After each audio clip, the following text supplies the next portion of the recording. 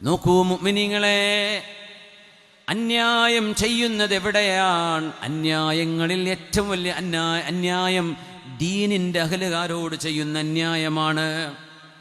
ദീനിൻ്റെ പേരിൽ മുറവിളി കൂട്ടുന്നവരെ, അഹ്ലുസുന്ന വൽ ജമാഅത്തിന്റെ പേരിൽ മുറവിളി കൂട്ടുന്നവരെ, പണ്ഡിതന്മാരെയോ സയ്യിദന്മാരെയോ നിങ്ങളൊന്ന് വെറുതെ വിടൂ. നിങ്ങളെക്കാളും മെച്ചമാണ് അവരെ.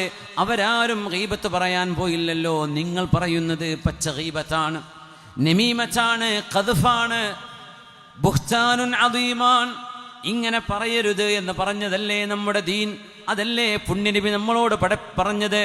മഹത്തുക്കളായ ആളുകൾക്ക് സംഭവിക്കുന്ന എന്തെങ്കിലും അവരുടെ ചെറിയ തെറ്റുകളോ കുഴപ്പങ്ങളോ ഉണ്ടെങ്കിൽ പോലും അൽ ഗല്ലു അൻഹും, അവരുടെ ആ വിഷയങ്ങളിൽ നിങ്ങൾ ഇടപെടാതെ അള്ളാഹുലേക്ക് വിടുകയും അവരെ അപമാനിക്കുകയും ചെയ്യരുത് എന്ന് പഠിപ്പിച്ചതാണ് പരിശുദ്ധ ഇസ്ലാം. അഫമൻ സുയ്യിന ലഹു സൂഉ അമലി ഫറആഹു ഹസനാ. ചെയ്യുന്ന തെറ്റാണ് എന്നിട്ട് പറയും നല്ലതാണ്. എന്താ പ്രശ്നം? പരസ്യമായി പറഞ്ഞാൽ എന്താ കുഴപ്പം?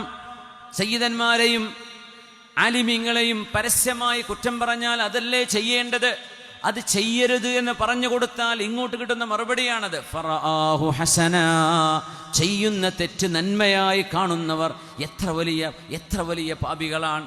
ചെയ്യുന്നതോ തെറ്റ്, അത് തെറ്റാണെന്ന് ഉണർത്തി കൊടുക്കുമ്പോൾ ഇബ്ലീസ് തലയിൽ കയറിയിട്ട് പറ്റുന്നില്ല. ഇതൊക്കെ ഖവാരിജുകളുടെ കാലം, അന്നത്തെ രാഷ്ട്രീയ വൈരാഗ്യക്കാർ ഉണ്ടായത്. നമ്മൾ വിചാരിച്ചു പോകും സ്വഹാബത്തിന്റെ കാലത്ത് അങ്ങനെയൊക്കെ ഉണ്ടായോ എന്നാ. പിന്നെ 21-ാം നൂറ്റാണ്ടിനെ കുറിച്ച് എന്ത് പറയാനാ?